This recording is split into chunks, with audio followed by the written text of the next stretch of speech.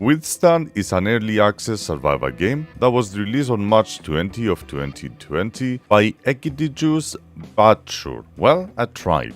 From my understanding, he developed Withstand and Scrap Garden by himself. You play as a journalist who arrived to an unknown island to reveal all the mysteries and find information about secret government experiments. You are set to explore a beautiful and dangerous open world while trying to survive, fight enemies, craft items, and complete quests to reveal what happened. The developer gave me a key to cover the game, which I did in a playthrough style, but it came to a point that I explored most of the places and crafted everything, making me believe that I completed the game. At this point, I played the game for over 20 hours, and I'm impressed about the fact that I lasted that long. Before we get into that, let's talk about the menu settings. If you want to change your graphical options, then you are out of luck, because the available options currently are very basic. I do appreciate having the option to remove bloom and VSync, otherwise I wouldn't even be able to open up the game. Under audio, sound effects and music is the only slider you have. Gameplay options allows you to change your mouse sensitivity at least, and finally the most important aspect of any game, keybinds. As a PC gamer, I used to use 1, 2, 3 for changing weapons, but in this game you are forced to use a stupid console wheel that no one uses except controllers. Sea of Thieves did the same exact thing, but I was able to change every single keybind to my preferences. Although it's a good idea to implement such a feature to console player, if this game ever makes it into consoles, at least give me the ability to change my keybinds in a way that I can use 1, 2, 3 for my weapons and QER for my consumables. I use Razer Naga mouse that allows me to use 12 buttons on my mouse, and I'm forced to use a wheel. Visually the game is not that bad, but you often find a lot of copy-paste houses, rock formations, bushes, and so on. For example, the gas station look identical to each other, with the only difference the inside was changed using the same exact elements. I want to give credit to the developers for having a lot of points of interest for people to go and explore, but at the same time, why do you have 5 different locations that are called ruins and look somewhat the same? To be honest, I didn't go to all of them, and the reason is because the game has a lot of bugs that at times it makes the game unplayable. You have no idea how frustrating it was covering this game on my playthrough. Let's give you some examples. At some times your vehicle gets disabled, meaning you cannot access your car at all and it kicks you out while driving. Talking about driving, the obnoxious spam of planks on the road and the ridiculous amount of small rocks you find scattered around the mountains makes you want to throw your computer out of the window. Going from point A to point B is a real task itself.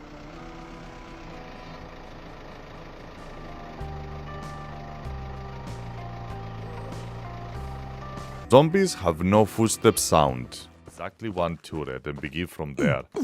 Why they don't have any sound? Wow! This game. Audio glitch where zombies open and close door constantly even if you are miles away. Mushrooms flip your car. We managed to come over here. The second I came over here, some doors opening started happening. There it is. You guys just heard it. So I do believe I flip. Okay. I flip on the mushroom. Are you kidding me, game? That hurts my soul.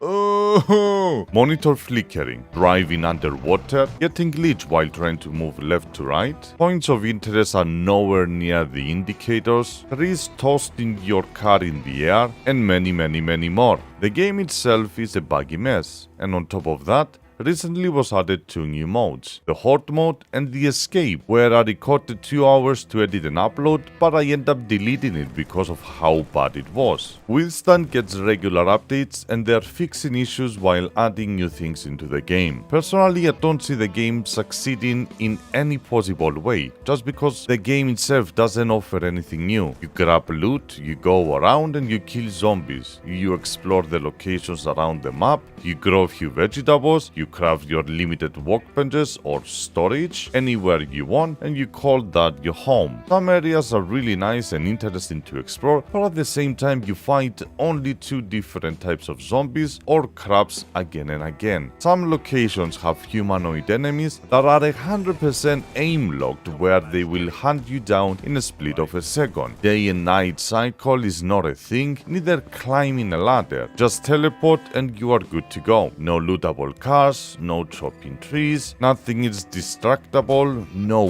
autosave, no animation for any craftable, filling gas to your car, bad melee animation, bad audio, and honestly guys, I'm just beating up a dead deer at this point. What? I thought it was funny. The movement of the character, the environment, the enemies, and pretty much everything is too simple. It's like comparing this with this. As the time goes by, the standards are getting higher just because of how easy it is to make good games nowadays. I'm not a developer, neither do I know anything about development, but I have eyes and I can compare two different games within the same genre. Let's say the game is in an early access stage currently and the developer has to stop adding things into the game and start focusing on making the game feel better. Currently the game doesn't give me any type of emotion or whatsoever, just emptiness, probably because the game itself is completely empty. Currently the game is in a very early stage and we will be visiting the game once again in few years when and if the game comes out of early access. I mentioned earlier planting vegetables, so let's dive into the craftables of the game and show you how simple and empty it is. Starting with your inventory. On the left side you have your lootables including your weapons, and on the right side your equipped weapon, consumables, ammo, tools, armor, and backpack. Weapons are lootables and you can find them in specific locations, so you don't need to worry about crafting them, but you do have the option to do so. Ammo is also lootable and craftable by going to the workbench with the resource and boom, done. Yep, I just made ammo. You can eat anything you want with no negative effects, but it is always better to cook and use those since it just gives you more food and water. Simply get your resources, click the button, and it's done. Recently planting was added into the game that allows you to grow veggies for cooking, but it is simple as the rest of the features in this game. Plant your seed, wait, done. Don't forget your hazmat suit, so you can swim without taking damage. Don't worry about breathing underwater, it doesn't exist. What? Did you mean scuba gear? No, hazmat suit, like in real life. Backpack allows you to have extra storage that you can move resources in and out. Don't forget your car and trailer storage too. These are your tools, you craft them once and you never worry about them. These are your limited buildings. Limited because it literally says how many you are allowed to build in a single player. I believe he's also planning for multiplayer in the near future. There is no gathering other than opening boxes scattered around the map. Don't forget to pick up the only pickable item in this game, mushrooms. Lastly, I want to talk about the quest system that you are supposed to reveal the secret story of the game and find out what the government is doing behind your back.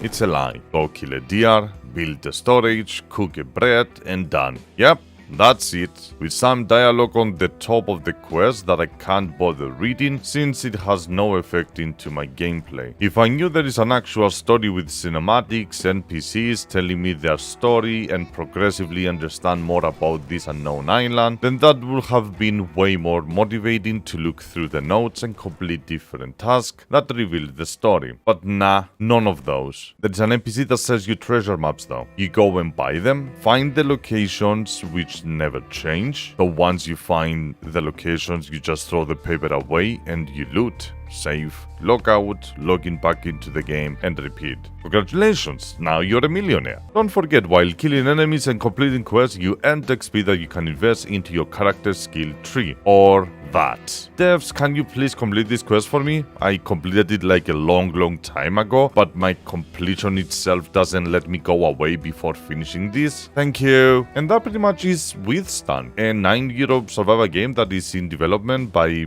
one person. I hope you enjoyed it and thank you to the developers for allowing me to cover this game once again. Take my criticism as a feedback and improve the game for me and everyone else that loves this genre. I might have been a little rough, but I sadly don't have a middle ground. Keep the development going, get some more people to help you out, listen to the community feedback, and I'm sure in the future you can make a good game. Thank you very much for watching, I appreciate that. And for those who want to see more, you can always find me almost every single day on Twitch, streaming some other survival games. Until then, I'm gonna see you again on the next one. Bye!